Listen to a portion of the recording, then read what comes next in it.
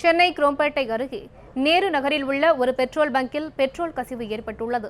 இதனால் அப்பகுதி முழுவதும் உள்ள நிலத்தடி நீரில் பெட்ரோல் கலந்துள்ளதாக கூறப்படுகிறது.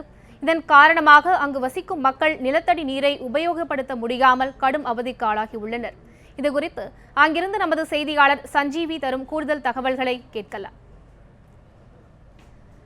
சஞ்சீவி, வணக்கம். சொல்லுங்க, சென்னை குரோம்பேட்டை அருகே உள்ள நேரு நகர்ல ஒரு பெட்ரோல் பங்க்ல ஏற்பட்ட கசிவு காரணமா நிலத்தடி நீரோட பெட்ரோல் கலந்திருப்பதா சொல்லப்படுகிறது. அது குறித்த உண்மை நிலையை சொல்லுங்க சஞ்சீவி. கடந்த 2 ஆண்டுகளுக்கு முன்பாக தமிழகத்தின் வட பகுதியான தண்டையார்பேட்டையில் இதே போல் ஒரு பிரச்சனை ஏற்பட்டது. அதாவது நிலத்தடி நீரில் பெட்ரோல் கலந்த காரணத்தால் ஒரு பெரும் அந்த பகுதி மக்கள் முழுதாக பாதிக்கப்பட்டனர்.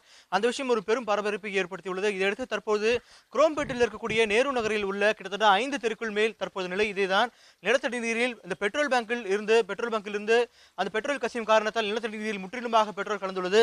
தற்போது இந்த நீரை பார்க்கும்போது சாதாரணமாக தெரியலாம்.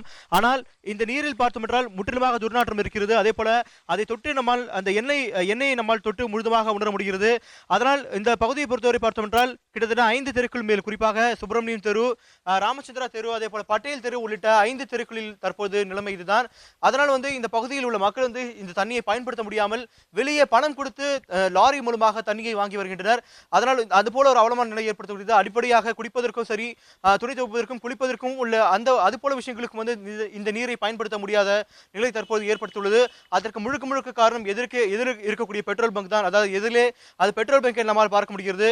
அந்த பெட்ரோல் பங்கின் அடியில் கிட்டத்தட்ட நீர், அதாவது பெட்ரோல் கசிந்து அருகே இருக்கக்கூடிய பகுதியில் பரவும் காரணத்தால் முழுதுமாக இந்த நிலத்தடி நீர் பாதிக்கப்பட்டுள்ளது. முழுக்க காரணம் இந்த பகுதியில் உள்ள, அதாவது பெட்ரோல் பங்கை சுற்றியுள்ள தெரு, பின்னால் இருக்கும் தெரு, சரி பக்கத்து அருகில் இருக்கும் தெரு ஆகிய தெருக்கள் முற்றிலுமாக பாதிக்கப்பட்டுள்ளது. அதாவது இந்த பகுதியை பொறுத்தவரை பார்த்தோம் என்றால் முற்றிலுமாக வீடுகள் உள்ள பகுதி. இந்த இடத்திற்கு ஒரு பெட்ரோல் பங்கிற்கு எப்படி அனுமதி வழங்கியுள்ளது என்ற கேள்வி எழுகிறது.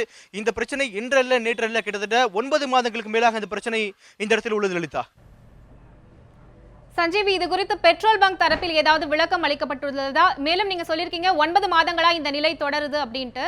தமிழக அரசுக்கு இது குறித்த தகவல்கள் ஏதேனும் சென்றிருக்கிறதா சஞ்சீவி? லலிதா, இந்த பகுதி மக்கள் அந்த குரோம்பேட்டையுடைய நகராட்சி நிர்வாகத்திடம் புகார் அளித்துள்ளனர். அதன் அடிப்படையில் நகராட்சி நிர்வாகம் சார்பாக அந்த பெட்ரோல் பங்கிற்கு, அதாவது ஹிந்துஸ்தான் லிமிடெடுக்கு சொந்தமாக இருக்கக்கூடிய பெட்ரோல் பங்குக்கு 2 முறை நோட்டீஸ் அனுப்பியுள்ளது. இருந்த போதிலும் அந்த பெட்ரோல் பங்க் சார்பாக அந்த மீண்டும் பதில் அளிக்கப்பட்டுள்ளது.